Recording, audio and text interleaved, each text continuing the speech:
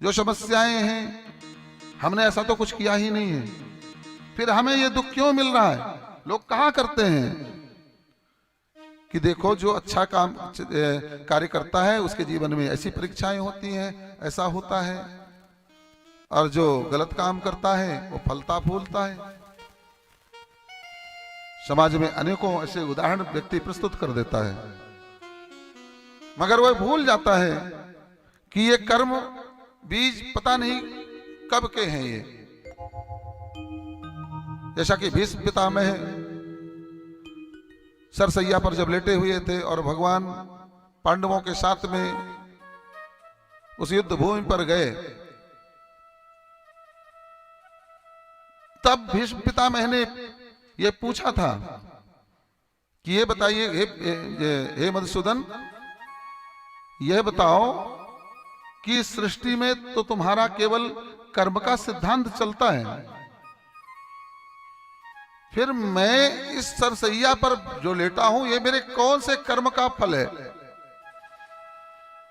क्योंकि मैं योगी हूं और मैंने योग विद्या से 100 जन्मों तक पीछे जाकर के मैंने यह जानने का प्रयास किया है कि ये सरसैया ये बाणों में छिद करके मैं जो इतने दिनों तक जीवित हूं,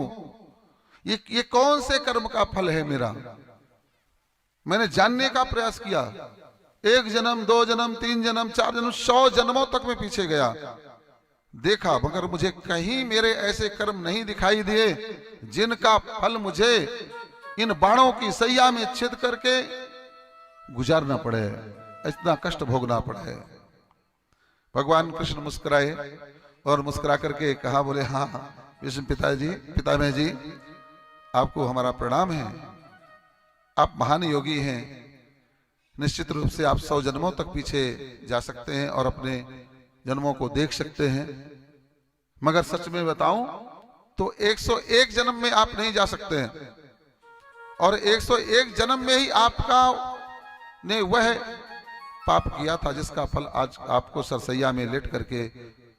गुजारना पड़ रहा है। भगवान कृष्ण ने कहा कि मैं इतना कह दूंगा तो आप कहेंगे कि मैं जहां तक नहीं पहुंच पाया, आप वहीं से शुरू कर दिया आपने,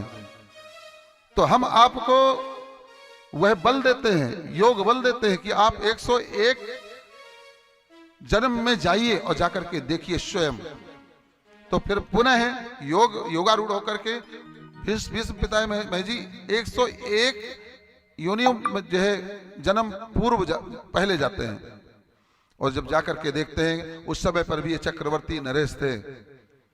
मृगया करने के लिए वन में गए थे, और वन में जाकर के मृग तो मिला नहीं, मगर एक विषधर एक काला सांप सामने से गुजर रहा था,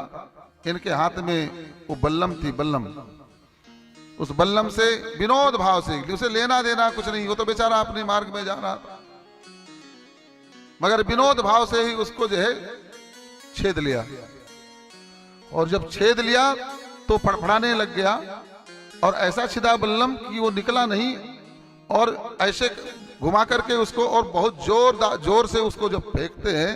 तो वो जाकर के कटीली झाड़ी में ऐसा लिपट जाता है, पूरे कांटे उसके शरीर में छिद जाते हैं। बहुत निकलने का प्रयास करता है मगर निकल नहीं पाया, और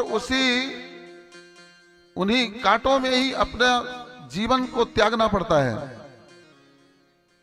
भीष्म पितामह वापस आते हैं और मधुसूदन कृष्ण को